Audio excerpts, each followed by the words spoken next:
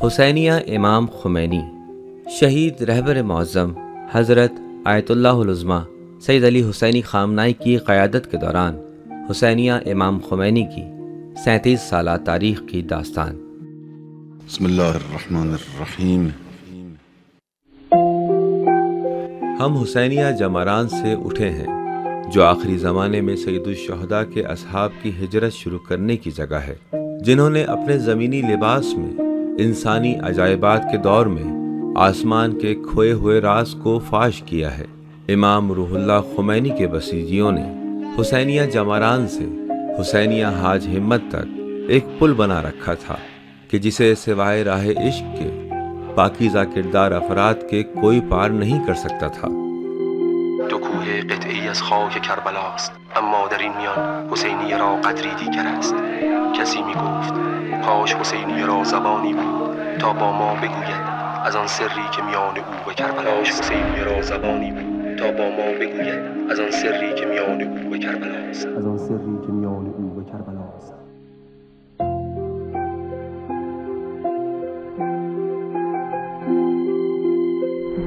ہم کئی بار شہید مرتضیٰ آوینی کی دلاویز آواز کے ہمراہ حسینیہ حاج ہمت دو کوہ مورچے کی چوکی میں گئے ہیں۔ اسی آواز کے سحر میں ہم حسینیہ حاج ہمت میں شہداء کے پاس بیٹھے، آنسو بہائے، نوحے پڑھے، ماتم کیا، اور پھر وہیں سے ہم محاذ جنگ پر روانہ ہوئے۔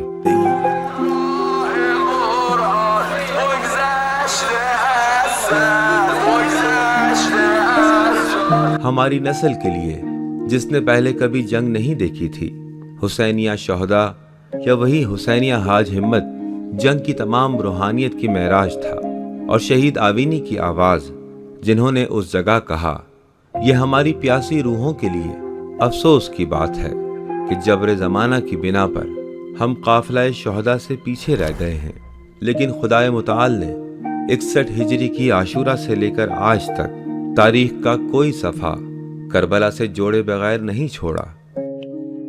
ہاں، خدا نے ہمارے زمانے کے لیے بھی ایک کربلا کو اپنی لوح محفوظ میں تحریر کر دیا ہے، جبکہ ہماری غافل روحیں اس سے بے خبر تھیں۔ اس دور میں حسینیہ امام خمینی کو بیان کرنے کے لیے آوینی کی کتنی کمی ہے۔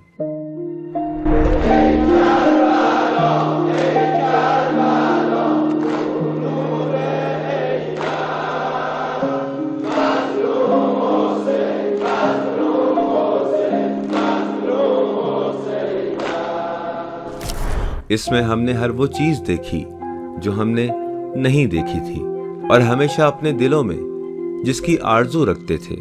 اس سے کہیں زیادہ ہم نے حسینیہ امام خمینی میں دیکھا۔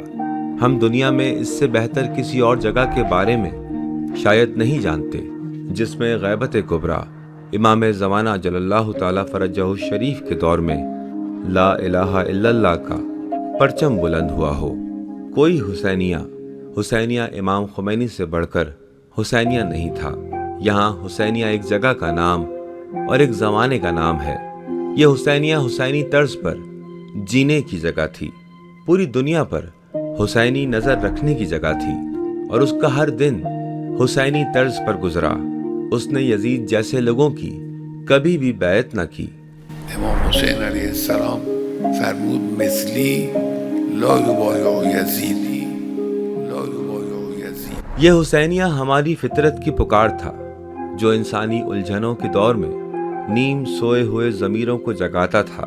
یہ حسینیہ وہی جگہ تھی جہاں جہاد میں عرفان و روحانیت کو تلاش کیا جاتا تھا، اور یہ آخری زمانے میں سید الشہداء کے اصحاب کے اکٹھا ہونے کا مرکز بن چکا تھا۔ ہم نے اس حسینیہ میں انسان کی گمشدہ میراث کو پایا ہے۔ ہم کتنے خوش نصیب تھے کہ ہم نے حسینیہ امام خمینی کو دیکھا، لیکن اے قلم، تیرے سر کون سی مصیبت آن پڑی ہے کہ اس حسینیہ کی بات کرتے ہوئے زمانہ ماضی کے فعل کو استعمال کرتے ہو؟ کہیں ایسا تو نہیں کہ اس کے بھاری و خوفناک کھنڈرات کو دیکھ کر تمہارا دل کانپ اٹھا ہو؟ ہاں، اس ملبے کے نیچے جو کچھ بچا ہے وہ ہمارے زخمی اور خون بہاتے ہوئے دل ہیں، لیکن کیا اس حسینیہ کے شہید نے موت کو گلے لگایا ہے کہ ہم اس حسینیہ کو بھی ختم ہوا تصور کر لیں؟ اگر یزید کا سبز محل شام کے کھنڈرات پر غالب آ گیا تھا تو شیطان کا وائٹ ہاؤس زخمی حسینیہ امام خمینی پر بھی غالب آ جائے گا۔ دنیا میں کون سی ویران جگہ کو تم جانتے ہو کہ جس کی اتنی طویل زندگی ہو؟ یہ حسینیہ کربلا کے جلے ہوئے خیموں کا وارث ہے جنہیں امام حسین علیہ السلام نے اپنے سفر تاریخ کے دوران تعمیر کیا۔ یہ وہ جگہ ہے جہاں امام زمانہ کے اصحاب آتے جاتے ہیں۔ یہاں آج بھی زمین پر گری اینٹوں سے شہداء کی سانسوں کی خوشبو آ رہی ہے۔ کیسے کیسے شہید تھے کہ جنہوں نے اس حسینیہ کی نیلی دری پر قدم رکھے، وہی نیلی دریاں کہ جن کے رنگ آسمانی تھے اور ہم اس باریک معنی کو سمجھ نہ سکے۔ در حقیقت ہم کہہ سکتے ہیں کہ اس حسینیہ کی زمین کا ہر نقطہ ایک شہید کے نقش قدم کا نشان ہے۔ وہ مشہور شہداء جنہیں آپ جانتے ہیں، وہ نامعلوم بسیجی کے جو آئے اور حسینیہ کی آخری صفوں سے نائب امام زمانہ کے چہرے پر نگاہیں جما کر چلے گئے، اور وہ شہید جو اس حسینیہ کے صاحب تھے۔ یہاں صاحب سے مراد ساتھی اور ہمدرد ہے۔ یہ حسینیہ ان کا ہمیشہ کا ساتھی تھا۔ ان کی آمد کے ساتھ ہی وہ دنیا میں آیا، اور ان کے جانے کے ساتھ ہی اس دنیا فانی سے وہ بھی چلا گیا۔ وہی شہید جو اسلامی انقلاب کے شہداء کا قافلہ سالار ہے۔ ایپسٹن جزیرہ والوں کی سرکشی کے زمانے میں وہ اللہ تعالیٰ کی عظیم نشانی تھے۔ آیت اللہ شہید سید علی حسینی خامنائی۔ کیا خوب کہ اس نام میں ہر چیز موجود ہے۔ میں ایک مرتبہ پھر دہراتا ہوں، آیت اللہ شہید سید علی حسینی خامنائی۔ اس شہید کی رگوں میں کیسا خون بہہ رہا تھا کہ زمین پر گرا تو حق کی شریان میں بہتا نظر آیا، اور اس نے ہماری نیند بھری آنکھوں کے سامنے سے غفلت کے غبار آلود پردے پھاڑ دیے، ہمارے سست جسموں کو سستی اور روزمرہ کی زندگی کی دھول سے اٹھا کر کھڑا کر دیا۔ ہم شہید خامنائی کے دور میں جاگنے والوں میں سے ہیں، اور اس سے زیادہ اچھی قسمت کیا ہو سکتی ہے؟ حلت بے فنائک، اس کو ہم نے سید الشہداء امام حسین علیہ السلام کی زیارت عاشورہ میں بہت مرتبہ پڑھا ہے۔ یہ جملہ شہداء کربلا کے لیے استعمال ہوا ہے، اور اس کا ترجمہ اس طرح کیا جاتا ہے کہ وہ لوگ جو امام حسین علیہ السلام کے آستانے پر آئے، لیکن ترجمہ اس لفظ کی نزاکت اور خوبصورتی کا بوجھ نہیں اٹھا سکتا۔ اگر کوئی موجودہ دور میں حلت بے فنائک کا مفہوم سمجھنا چاہتا ہے تو اسے چاہیے کہ وہ شہید خامنائی کی عظیم زندگی اور شاندار شہادت کو دیکھے۔ وہ دنیا کی نگاہوں کے سامنے حلت بے فنائک کی عملی تصویر ہے۔ کیا آپ نے کبھی ان جیسا شخص دیکھا جس نے امام زمانہ کی غیبت کے دوران اپنے دوست کے سامنے زمین پر بنفسی و اہلی و مالی کی حقیقی معنی میں تصویر کھینچ کر عملاً ثابت کیا ہو؟ انہوں نے اپنی ذات، اپنا خاندان، اپنا گھر اور اپنا سب کچھ قربان کر دیا۔ ذات ربوی کے سوا اس دنیا میں ہر چیز فنا فی اللہ کی طرف بڑھ رہی ہے۔ ہمارے شہید رہبر نے اس دنیا سے انتقال کو گلے لگایا۔ انہوں نے اپنے جوش مارتے خون کو خون خدا کے ایک حصے تک پہنچایا اور امر ہو گئے۔ وہ حتیٰ کہ اپنے حسینیہ کو بھی ساتھ لے گئے۔ شہید رہبر اس حسینیہ کی جان تھے، تو کیا کوئی بدن جان کے بغیر بھی اپنی مادی زندگی کو باقی رکھ سکتا ہے؟ آہ اے حسینیہ امام خمینی، ہمارے ساتھ تھوڑی بات کرو۔ اے کاش ہمارے کان اس قابل ہوتے کہ تیری باتوں کو سن سکتے۔ تم اتنے سالوں تک ہمارے ساتھ روئے، ہمارے ساتھ ہنسے، پرجوش ہوئے، رجس پڑھے، ماتم کیا اور تکبیریں کہیں۔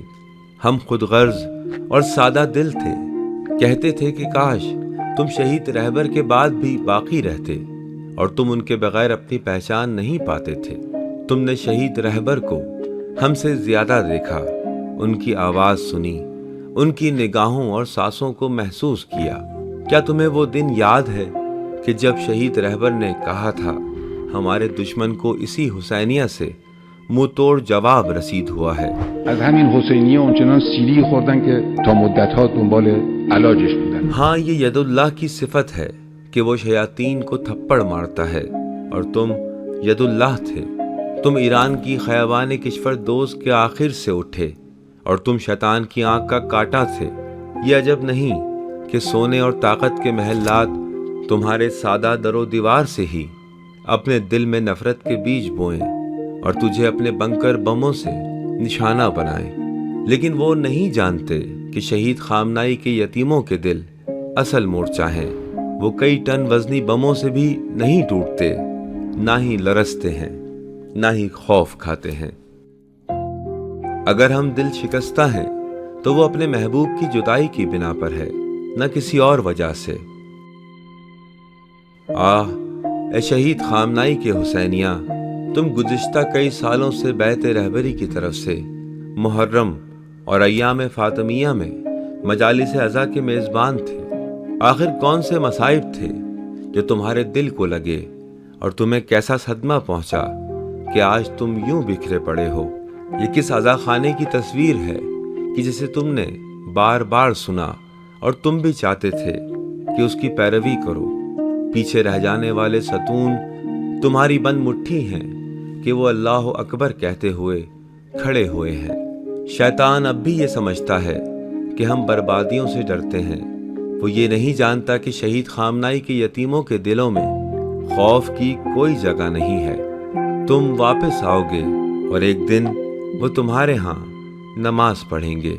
یہ اس سچے خواب کی تعبیر ہے جو شہید خامنائی نے تمہارے بارے میں دیکھا تھا۔ تم واپس آؤ گے اور ایک دن وہ تمہارے ہاں نماز پڑھیں گے۔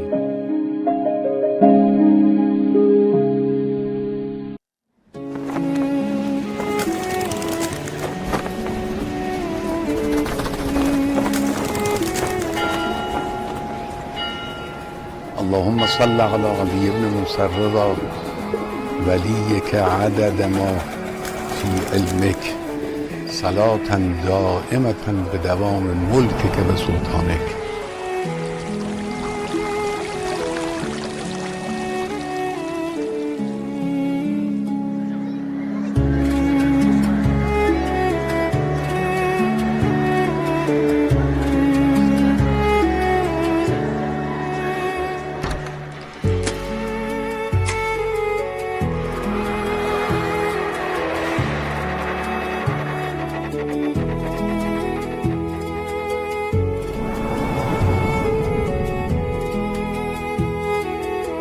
گرچه دوریم به یاد تو سخن میگوییم، بعد منزل نبود در سفر روحانی.